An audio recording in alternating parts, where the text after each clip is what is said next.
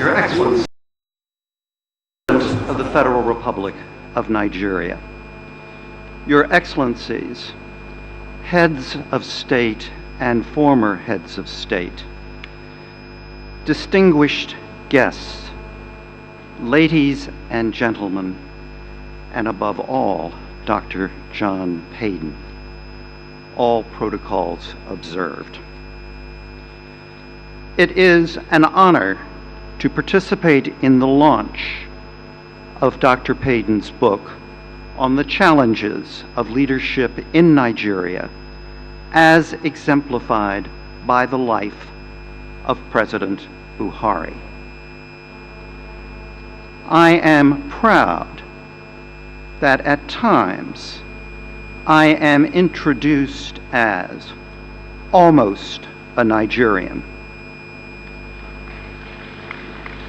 But I am speaking to you this afternoon as an American and with an American perspective.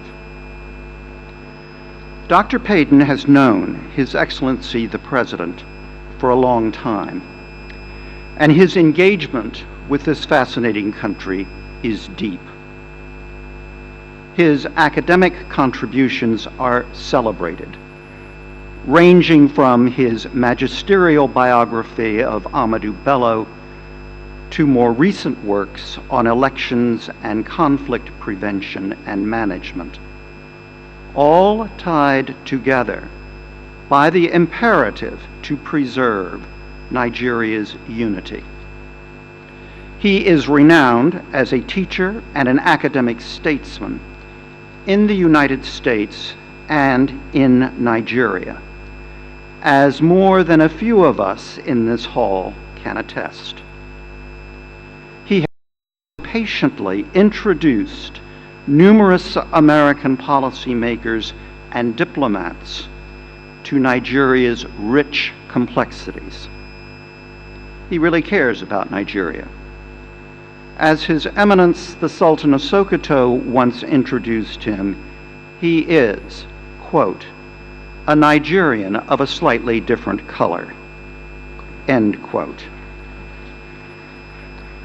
It is altogether characteristic of the man that he has donated 4,000 books and papers on Nigeria and Africa to the George Mason University Library, the largest public research university in the Commonwealth of Virginia.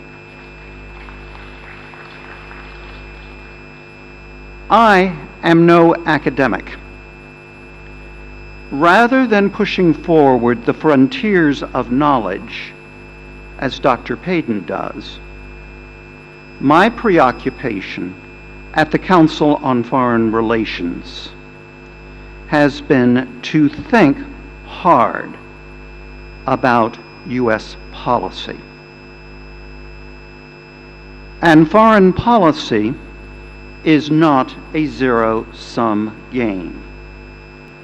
Strong ties between the United States and Nigeria are good for the national interests of both countries.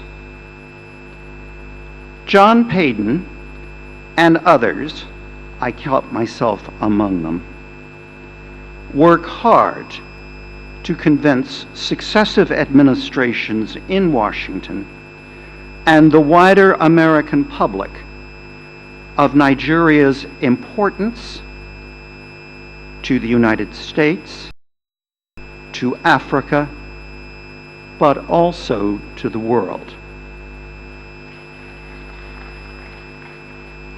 At various times, my countrymen have focused on Nigeria's role as a major supplier of oil and gas. At other times, on Nigeria's peacemaking and peacekeeping vocation. President Muhammadu Buhari has been involved in all of these activities, as Dr. Payden shows.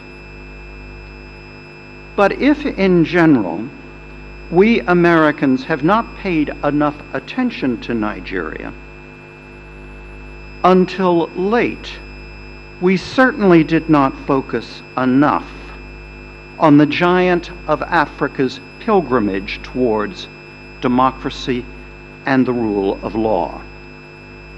This was not good policy for the United States, and probably not for Nigeria.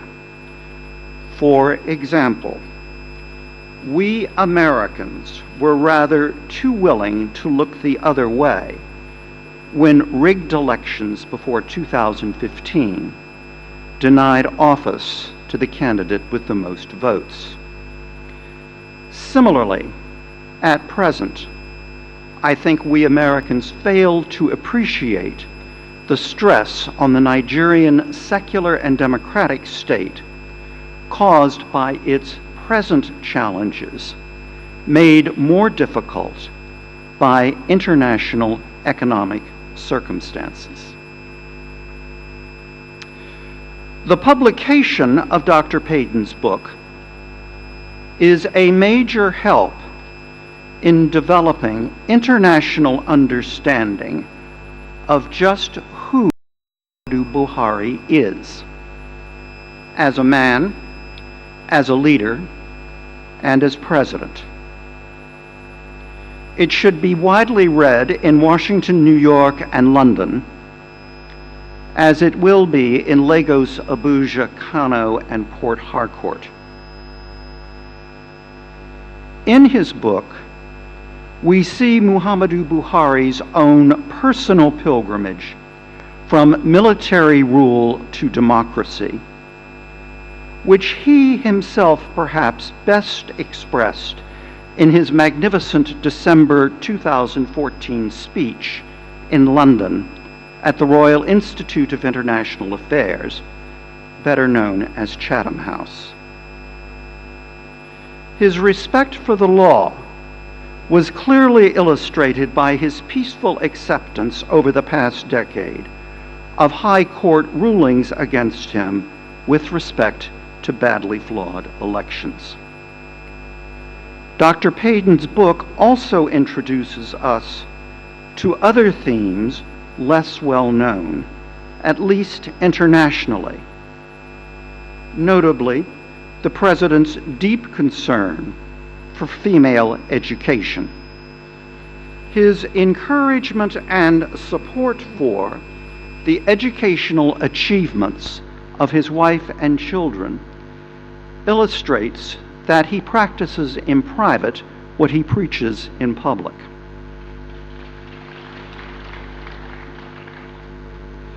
Emerging from Dr. Payton's book is Muhammadu Buhari's consistent patriotism on his life pilgrimage, when he was a serving military officer, a military chief of state, now as president, facing the humanitarian challenges in northeast Nigeria, the renewed insurrection in the Delta, conflict in the Middle Belt, and the worldwide fall in oil prices.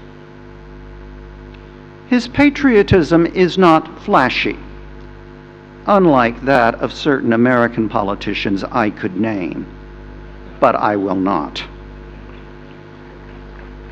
Rather, it fits what U.S. Senator and presidential candidate Adlai Stevenson once said, quote, "Patriotism is not a short, frenzied outburst of emotion, but rather the tranquil and steady dedication of a lifetime," unquote. Or what Charles de Gaulle said, quote, "Patriotism is when love of your own people comes first," unquote. Dr. Payton's book shows that as military chief of state and subsequently as elected president of Nigeria, Muhammadu Buhari has been an example of what Barack Obama says, quote, "In the face of impossible odds, people who love their country can change it," unquote. In closing, I hope a large audience will read Muhammadu Buhari, The Challenges of Leadership in Nigeria. To go right to the point, it is,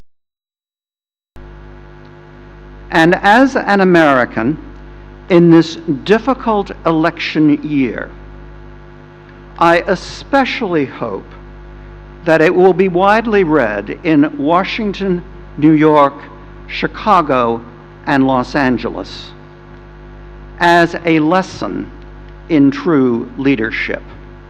Thank you very much.